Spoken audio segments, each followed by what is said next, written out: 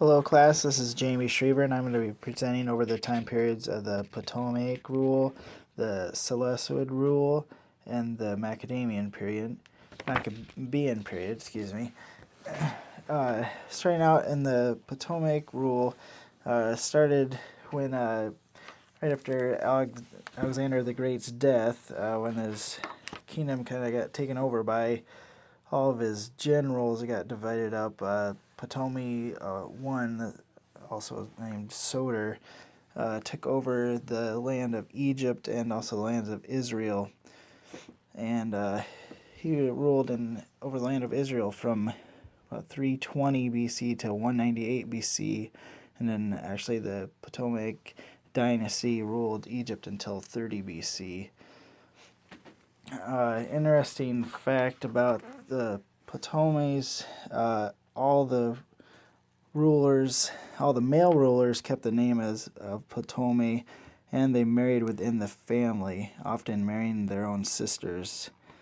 During this time, Judea kind of stayed comfortable during this time, wasn't too affected, but the greatest effect to it was the Hellenistic culture kind of taking over, being in place around them.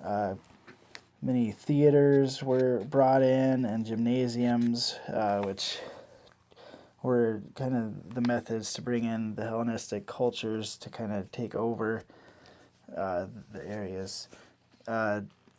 Recorded in 1 Maccabee 1:11 through 15, it stated, "In those days lawless men came forth from Israel and misled many, saying, Let us go and make a covenant with the Gentiles round about us. For since we separated from them, many evils have come upon us." This proposal pleased them, and some of the people eagerly went to the king, who authorized them to observe the ordinance of the Gentiles. So they built a gymnasium in Jerusalem according to Gentile custom, and removed the remarks of circumcision and abandoned the holy covenant. They joined with the Gentiles and sold themselves to do evil.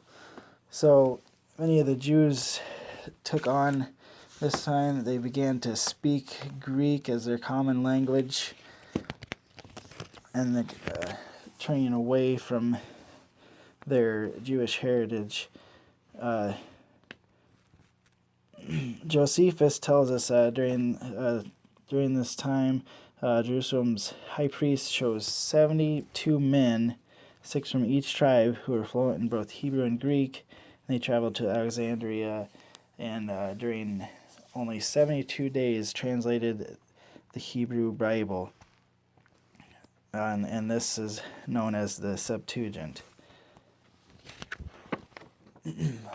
Moving on to the Seleucid rule, which took over the Ptolemaic rule of Israel in 198 BC and continued until 167 BC.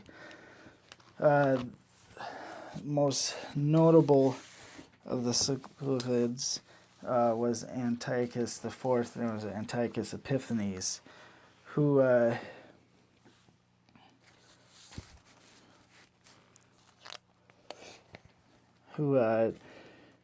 brought forth to Jerusalem many atrocities known to the Jews, most notably the desolation at the altar, sacrificing swine and many things, desecrating the altar and killing many Jews.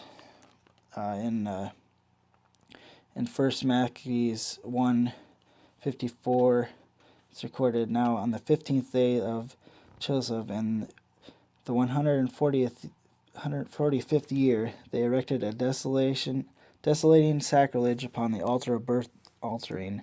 They also built altars in the surrounding cities of Judah, and burned incense at the doors of the houses and in the streets. The book of the law, which they found, they tore to pieces and burned with fire. Where the book of the covenant was found in possession of anyone, or if anyone adhered to the law, to the decree of the king, condemned him to death. They kept using violence against Israel, against those found month after month in the cities. And on the 25th day of the month they offered sacrifice on the altar, which was upon the altar of burnt offering.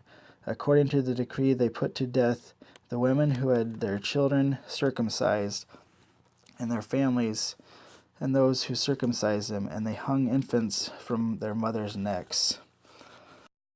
So this extreme persecution from Antiochus actually led to the Jews revolting against him.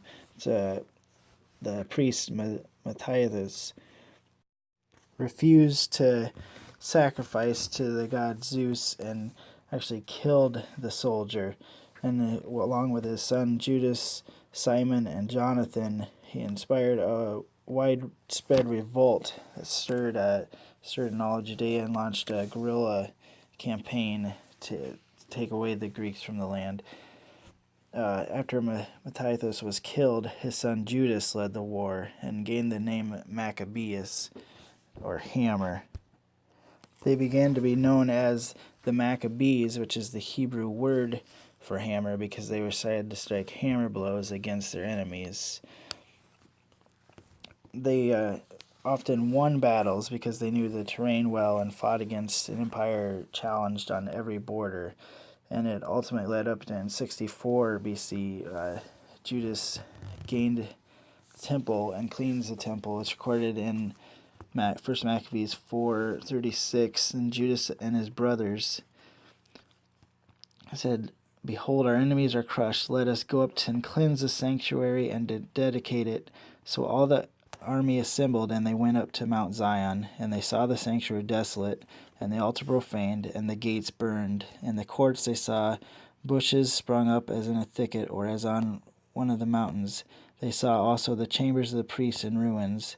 Then they rent their clothes and mourned with great lamentation, and sprinkled themselves with ashes. They fell face down on the ground, and sounded the signal of the trumpets, and cried out to heaven. Then Judas detailed the men to fight against those in the citadel until he had cleansed the sanctuary.